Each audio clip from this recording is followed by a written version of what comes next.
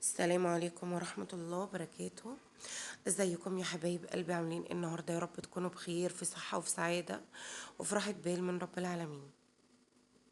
كل سنة وانتم طيبين وبخير. النهاردة ان شاء الله انا عاملة لكم فيديو حلو قوي هيعجبكم. اتمنى ان هو ينور رضاكم باذن الله. بصوا بقى يا حبايبي، انا اول ما صحيت بليت البلح وعملت العصير ودخلت بقى ايه على الغدا. قلنا هنعمل ايه النهارده؟ هنعمل ان شاء الله كنافه بالكاسترد. ماشي. وهنعمل بقى مكرونه وهنعمل كفته باذن الله الحلوه بتاعنا. كنافه بالكاسترد. فانا قلت ايه الاول، قبل ما ابدا الفيديو عايزه لايك واشتراك في القناه وتفعيل زر الجرس عشان يوصلكم مني كل جديد. بصوا اهو، انا جبت الكنافه الاول فلفلتها وركنتها على جنب. وبعد كده جبت عشان خاطر اعمل الكاسترد. الكاسترد دوت احنا بنجيبه بودر عادي خالص، زيه زي النشا. هي اسمها مهلبية الكاسترد. بدل ما تعملي مهلبية عادية بالنشا بتعملي مهلبية بالكاسترد، طعمها حلو قوي. تمام. فبتجيبي كوبايتين 3 لبن، بتضيفي عليهم معلقتين سكر كبار وثلاث معالق كاسترد، من معلقتين لثلاث معالق حسب ما الكمية اللي معاكي. خلاص.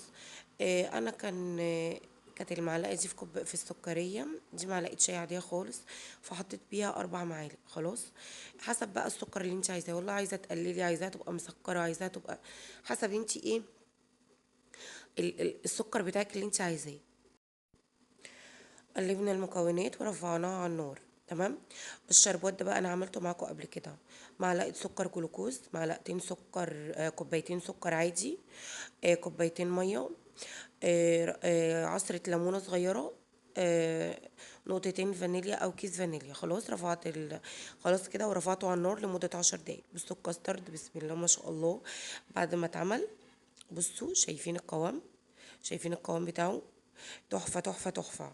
جميل جدا، جميل جدا. خلاص هو طالما يعني عمل اللي هي الفقاقيع دي، يبقى خلاص كده هو تمام استوى.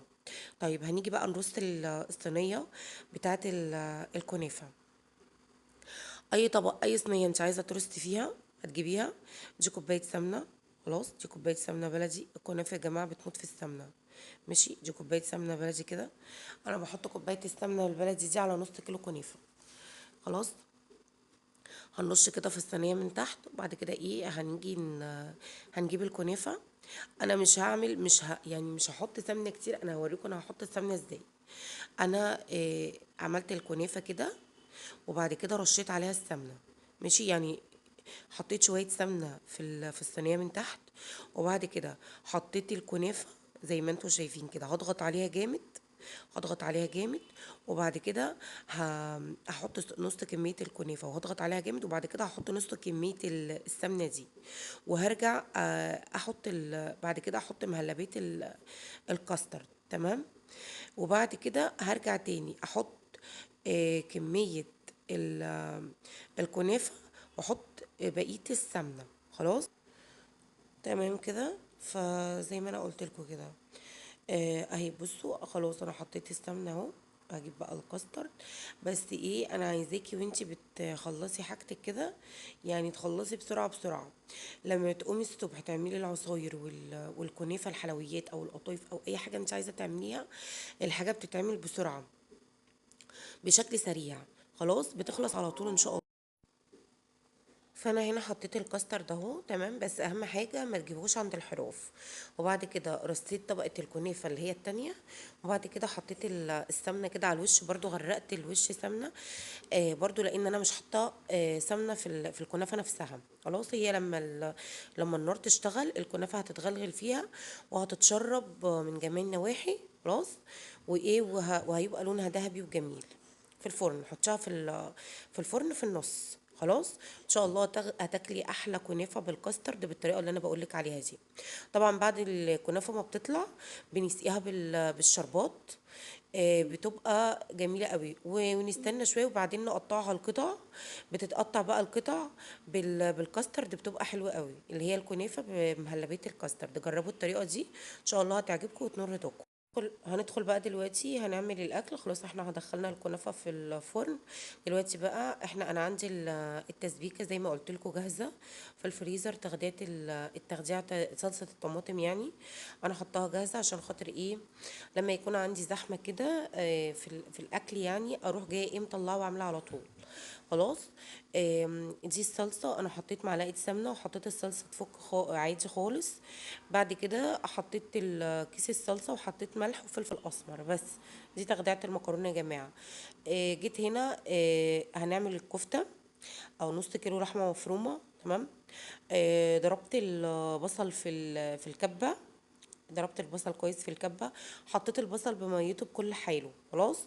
يعني البصل انا حطيته فضيته بميته بحاجته كلها. حطيت عليه بس معلقة ملح ومعلقة فلفل اسمر وقلبت بقى الخليط ده كويس جدا جدا زي ما انتي شايفة كده لغاية ما كونته معجون بقى. وبعد كده بقى ايه صبعت الكفتة. جبت صينية اهي. الصينية اللي انا بعمل فيها الكنافة عادي الكنافة عادي خالص انا بعمل فيها الكفتة عادي. اللي بعمل فيها الجلاش بعمل فيها الكفتة اهي. تمام. هرص الكفتة في الصينية وهدخلها الأول على الفرن من تحت. تمام. بصوا بقى معايا للتكات دي يا جماعة. أنا الكفتة لما برص الصينية بدخلها تحت على الفرن من تحت. بعد ما بدخلها على الفرن من تحت هي بتنزل مية، بتنزل الدهون كلها يعني، بتنزل الدهون وبتنزل المية كلها.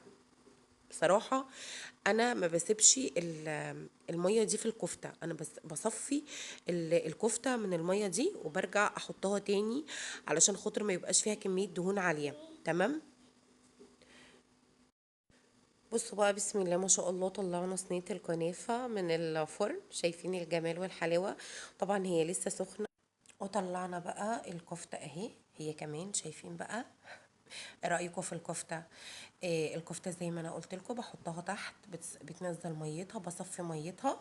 وبعد كده برجع احطها على في النص في فرن البوتاجاز في النص. تمام.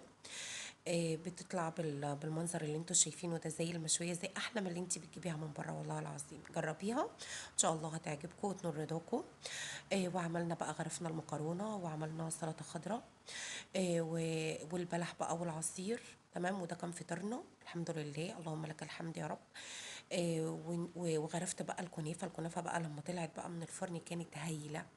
كانت بصوا يعني تورتايه والله تورتايه. ما شاء الله اهي.